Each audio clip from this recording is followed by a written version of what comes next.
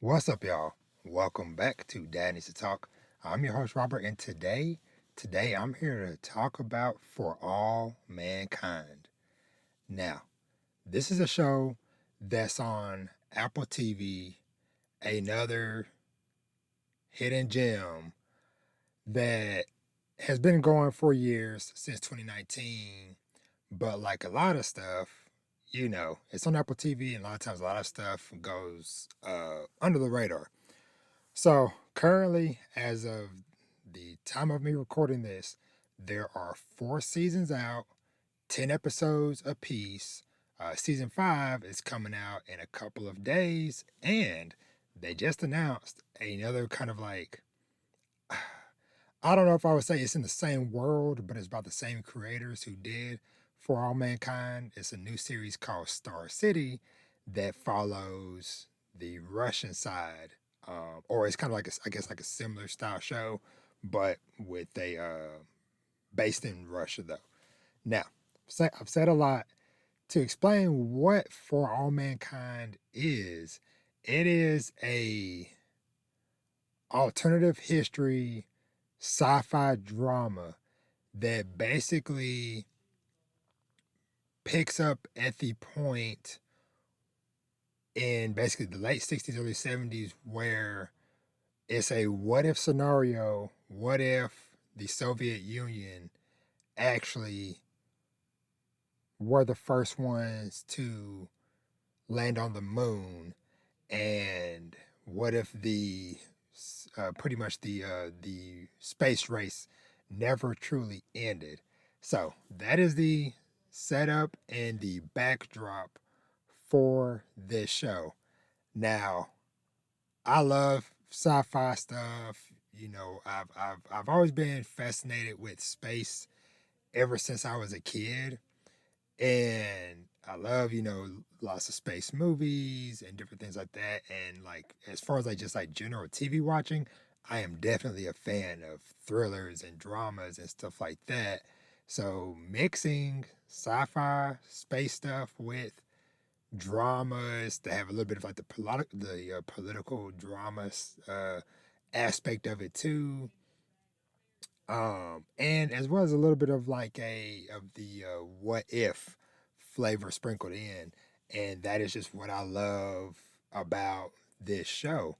Now, I watched it slowly over the course of like, I don't know, maybe the last few months. I don't know if I can see when I actually originally started watching it.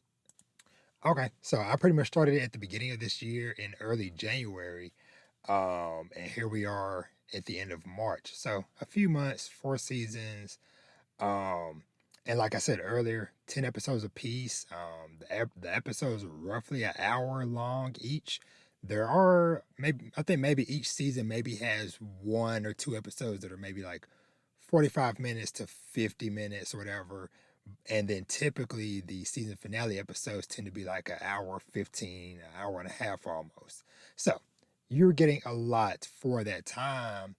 And one of the things I enjoy about the show is that with each season, there is basically a time skip, to use some anime and manga terms.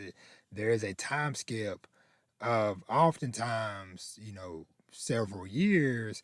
And that's been like a really nice aspect of the show because it allows a lot of character growth, a lot of advancing technology and advancing whatever situation these characters are in.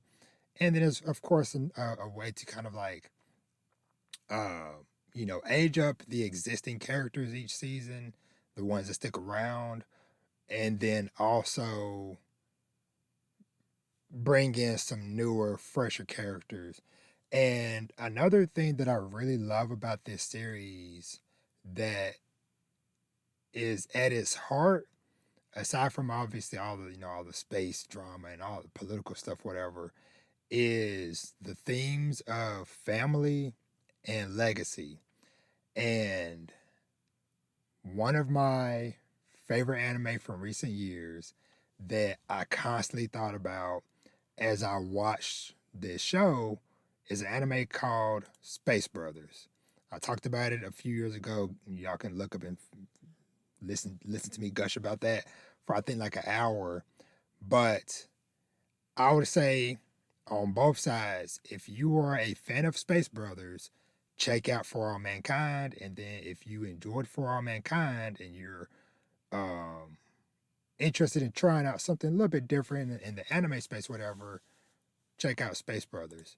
But just like Space Brothers, like this show, like I said, has a real strong sense of family and legacy.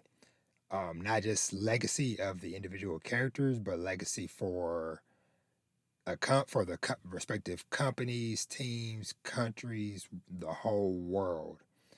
And this show was very thought provoking, especially man, like them.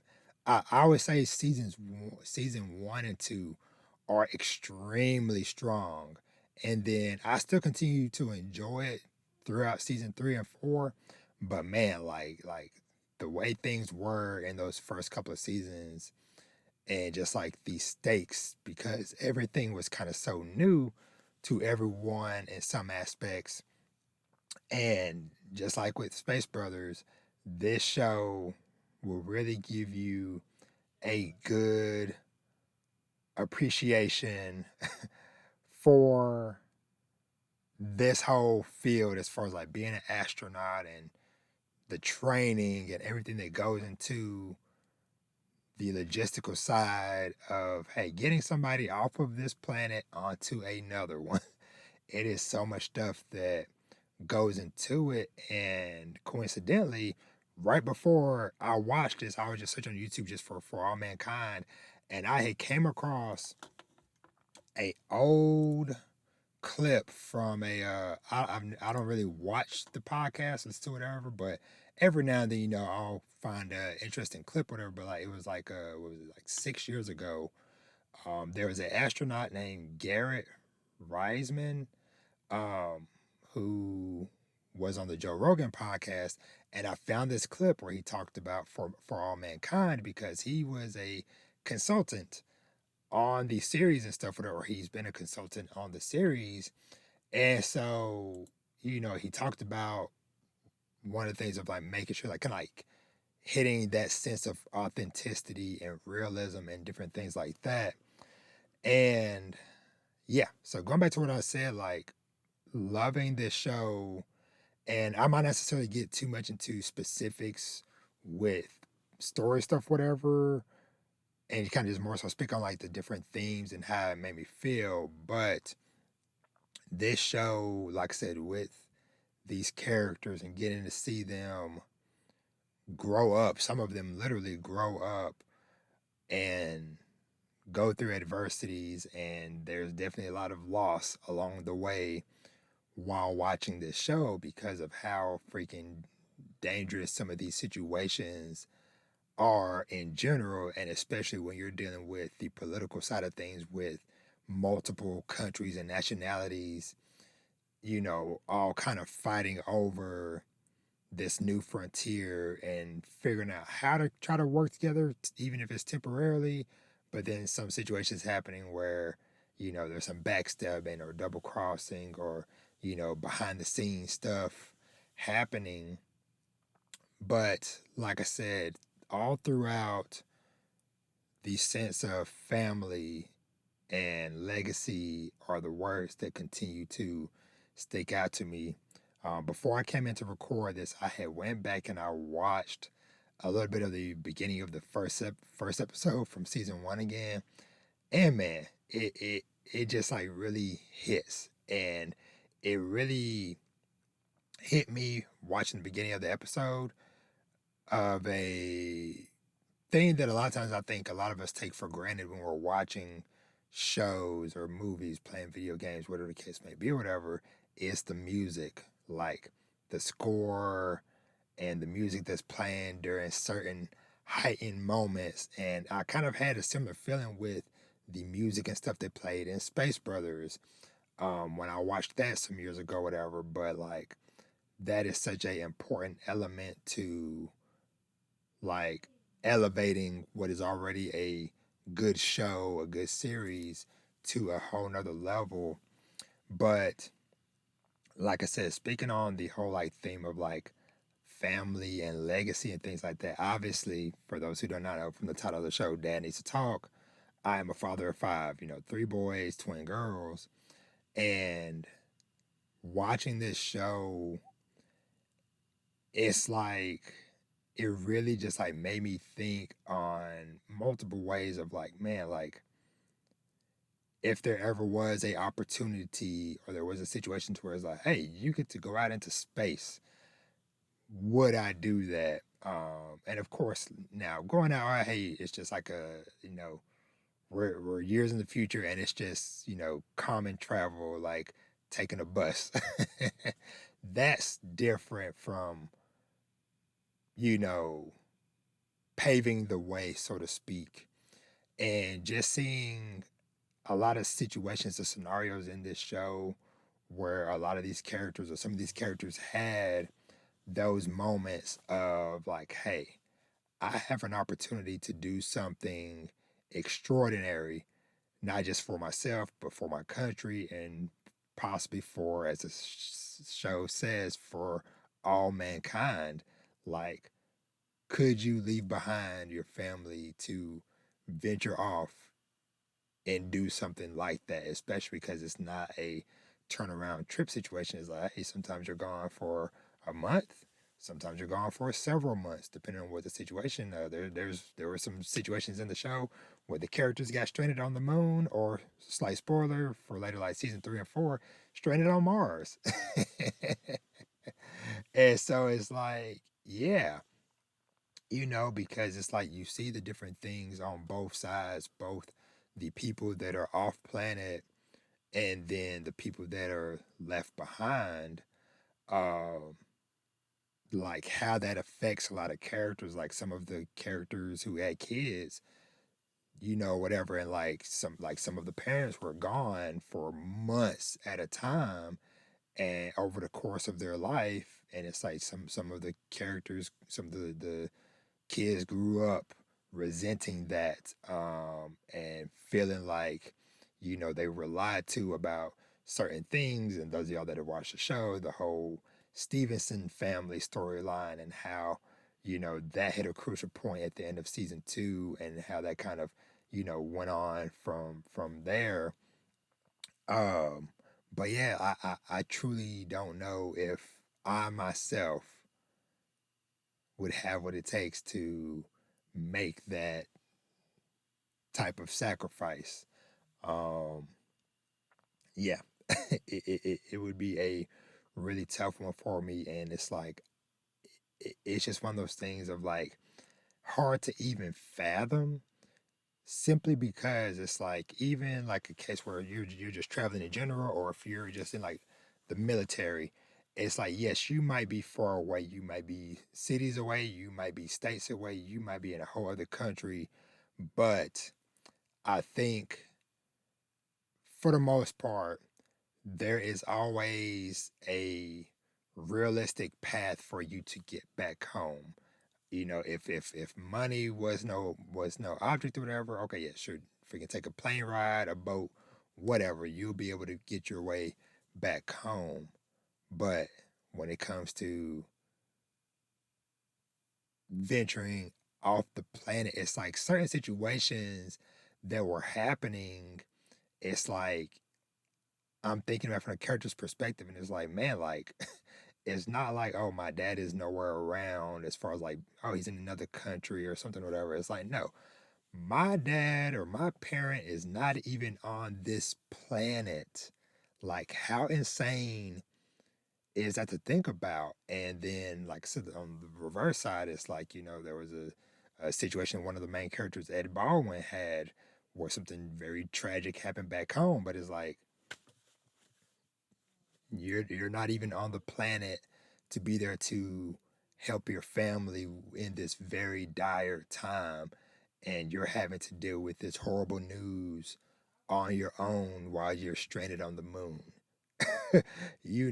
It this show, like, it has those really really impactful moments. um and yeah, so like I said, I spoke a lot of vague stuff there, and I hope it all kind of made sense. But I truly implore you, if anything I said there sounds interesting to you, go give this show a shot. Like I said, it is 4 seasons out right now. Season 5 is coming out in a couple of days, and then some other series that has similar themes coming out late this summer. So yeah, so hey, for all Mankind fans, we're gonna be eating good, and I think I saw something that even said they're gonna fully wrap it up with season 6. So, but now that I've kind of spoken in general about it, I do kind of want to dive into a couple of like specific things, and I might kind of bounce all over the place. So hey, if you have not watched the show or you're not caught up, just know I apologize. You might get spoiled, but there's a few things I need to talk about. So I've spoken all this without really even talking about a lot of the individual characters, but like going back and rewatching the beginning of episode 1 before I recorded and seeing young Ed Baldwin again and seeing him there with his wife Karen and then with his son. And it's like, man, it really hit just because it's like, the tragedy that happens with his son, down the line. And it's just like, damn, man, like you see it already there from episode 1 with like his attitude and stuff, whatever, towards his kid. And it's just like, dang, man. And then, of course, the fun franticness of that scene where, Deke is talking to them about, after they lost the space race with to Soviet Union and stuff, and told them like, hey, basically go out, party, drink, whatever for the weekend or whatever, and be ready to come back and work Monday, and then seeing like Baldwin and Gordo and all these other people racing in their fancy, sports cars to the bar or whatever. Like that was just like remembering that fun nature that was there. And not to say that there isn't some of that still in the later seasons, but I think because of the time period of like, say like that being like the late 60s, early 70s in that time period, and then, even with season 2 still only being in the what year was, let me see if I can see that real quick. Season 2, let's see. Okay, yeah. Yeah, still, yeah, in the 80s. So, still different from where they are now, where like season 4, they're in like the early 2000s, I believe. But but yeah, man, like reflecting back on, like I kind of was hinting at earlier, the Stevenson situation. So like with, like I said, Gordo and Tracy, like, man, I really enjoyed those characters and the way that they grew over the course of those early couple of seasons, where it's like, Gordo's always away, not being faithful. Tracy's at home.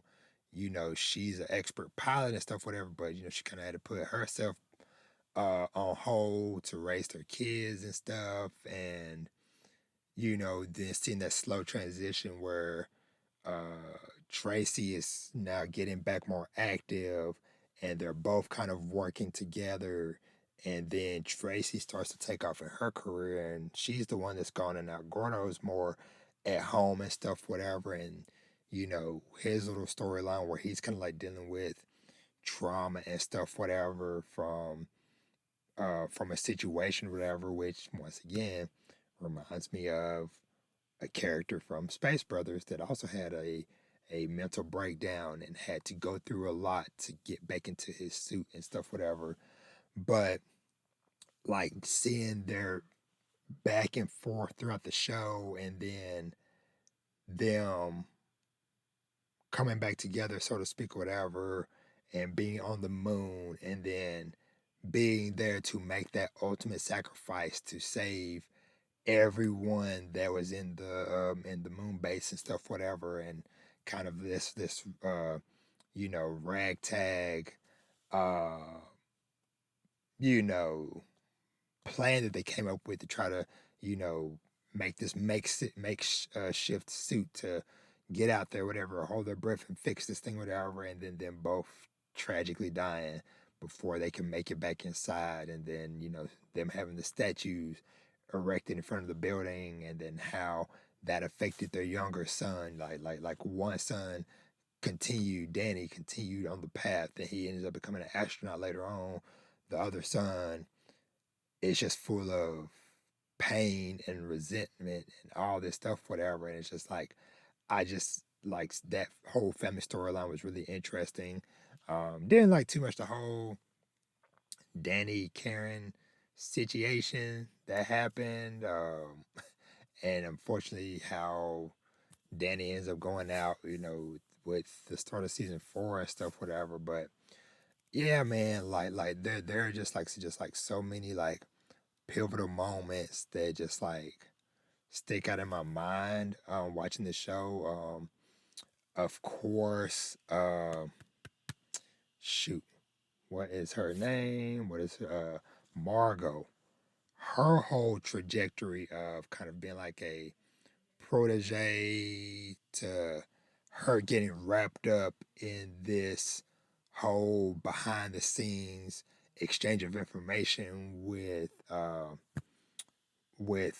the Russian guy, and you know him getting taken into protective custody and stuff, whatever, and then her faking her death and going and being in Russia, and then them trying to come back together in season 4, and him getting freaking assassinated. So much. There are just like so many storylines and different things that have happened over the course of this show. Um, and I thoroughly enjoyed, like I would say, majority of it. And like I said, circling back again, like those first couple of seasons are just so freaking strong, um, and lay a very solid foundation. Because even like this like image of the cover art for season 2 is like, wait, why are they on the moon holding guns? It's just like, yo, like what happened? Just kind of give you a sense of intrigue, and honestly, like that whole situation, man, bruh, like them sneaking guns onto the moon. That whole thing was crazy. Like that whole thing and situation was crazy. And then the raid to take over the freaking moon base and stuff, whatever. I do also love throughout the show the moments where somebody has to think on their feet and to improvise and different things like that, and try to like outsmart or outthink other people and stuff, man. Like it is truly just like a favorite highlight of mine. Heck, freaking end of season 4, these dudes freaking hijacked an asteroid. They hijacked a asteroid to keep it within Mars's orbit, and I look forward to seeing the long-term effects of that once season 5 starts in a couple of days, man. Like it is just so much good stuff happening. Add them adopting a daughter, a Korean daughter, and then her and this Russian dude get pregnant on Mars, and she pretty much ends up having the first child on Mars. And I'm interested in seeing how that's going to evolve, because that was a fun thing seeing Grandpa Ed in season 4, because the daughter Kelly and the grandson end up coming back to Mars and stuff, whatever. So yeah, like using the grandson to sneak and get supplies and stuff, whatever, and who knows what other shenanigans and stuff are gonna happen. But I am just super excited. I've just been yapping and rambling for the last 25 minutes, but I hope something of what I said made sense to somebody out there. But like I said at the top, like this is truly another really cool gem that honestly worked out for the best of me coming too late. Because just like a few months back, I talked about finally watching freaking 5 seasons of Slow Horses and how fun and cool that was. Like, hey, it's there's many shows because obviously I came to Apple TV originally for Severance, like a lot of people did, and then I found Silo, and then I think what's it called? I think it's Dark Matter, something like that. And yeah, just keep finding other things, whatever. And then it was like Slow Horses was one of those ones that are always like in like the top trending or whatever. And so I was fine. I was like, okay, let me give this thing a try. Freaking binge like all 5 seasons in like a couple of weeks. And so I was like, okay. And so same thing happened with this where I was like, you know what? I keep seeing it on my little recommended thing or whatever. So I'm like, screw it, I'm gonna try it. Fell in love with it. Done watched 4 seasons and now I'm here for season 5. And this other new show, Star City, starting in a few this summer or whatever. So I'm happy, I'm eating good. But if you're still here, thank you so much for watching or listening. Let me know if you've been enjoying For All Mankind. Have you been watching it since the beginning, or are you a newer fan like me? Let me know some of your favorite moments, anything of that nature, and we'll see where this new season of adventure is going to take us this coming weekend. But I appreciate you for stopping by. I hope some of my rambling made sense. And as always, you can find me everywhere at Danny to Talk for all my conversations surrounding fatherhood and family, manga, anime, TV shows, movies, and of course, some video games. And with that, I am out. Let's get ready for season 2. Season 2. See, this is what happens when you both record late. I am sleepy for season 5 of For All Mankind. And I'll catch you on the next one. Y'all be easy. Peace. Man, For All Mankind.